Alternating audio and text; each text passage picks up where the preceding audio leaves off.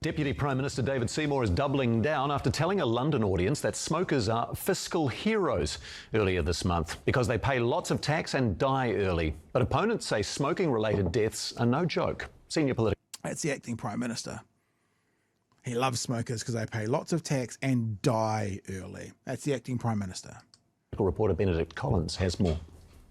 While smoking kills thousands of Kiwis every year, our Deputy Prime Minister told a UK audience there's a good side. Smokers are fiscal heroes. Like, if you want to save your country's balance sheet, light up, because, you know, lots of excise tax, no pension. I mean... Fiscal heroes, Chewie.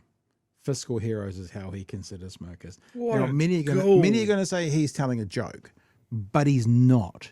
He might be telling a joke, but he also believes it.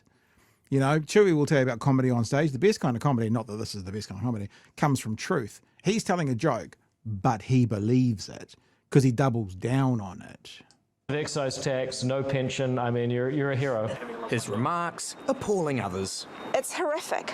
I've met people and families who are seeing their loved one unable to breathe in their final days or losing limbs.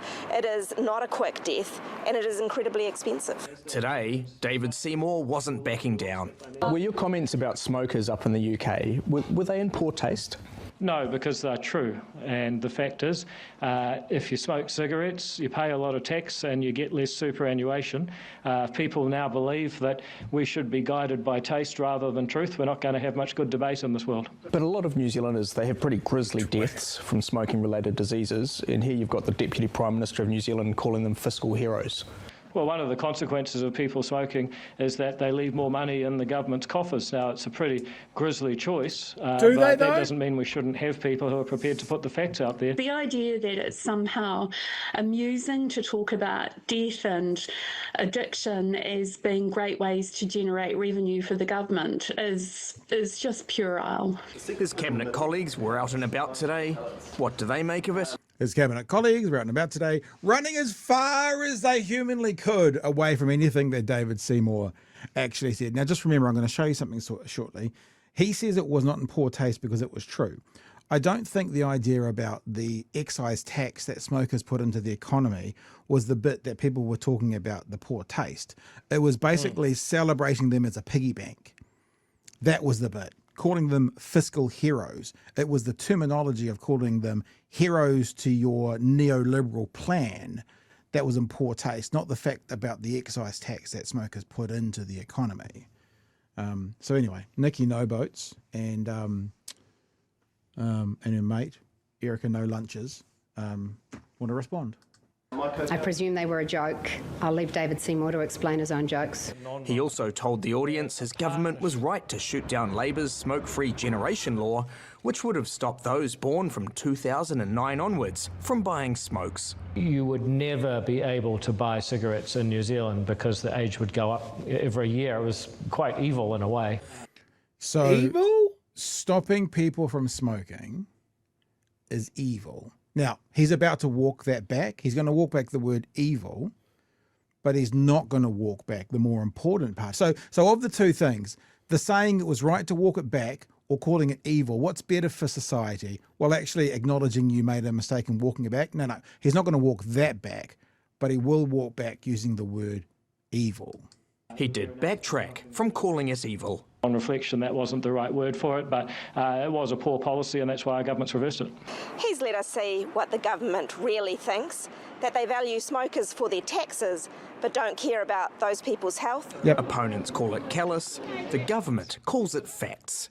Benedict Collins, One News. Chewie, I have got another clip to play in this little montage we're doing, but you, sir, have every opportunity right now to respond to David Seymour calling smokers fiscal heroes and calling Labour's world-class, world-leading smoke-free 2025 first evil, and then going, well, maybe evil's not the right word, but it was bad legislation, so we repealed it. Sir, yours. David Seymour is a snarky dweeb. And the only reason that he keeps on getting away with this is that he believes it with all of his heart that he's not a snarky dweeb. It's always a binary thing with him, right? they pay more tax, they don't take this as much super, and there's nothing in the fucking middle. There's nothing like decades of extra healthcare out of the public system.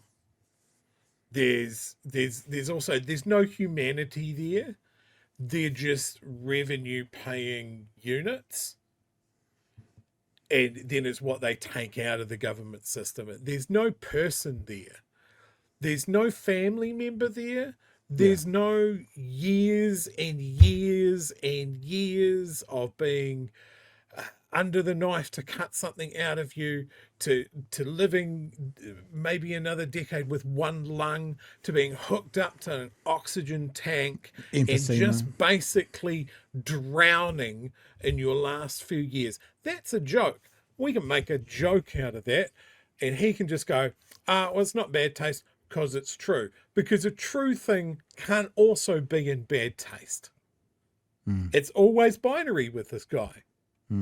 The other thing is to call this policy of going, hey, we know that smoking is bad for you and that it's bad for the country. We have decades of research on this, and the only people that benefit out of the smokes are these tobacco companies that have been promoting this product. And again, I will urge people to watch the film Thank You for Smoking. Have been promoting this product and concealing how bad it is and denying that it's addictive. And when the wealthy, well-educated Western countries find out about that and start shutting down, then they move on to the less developed part of the world and repeat that whole process again until they catch up with what's going on in the rest of the world.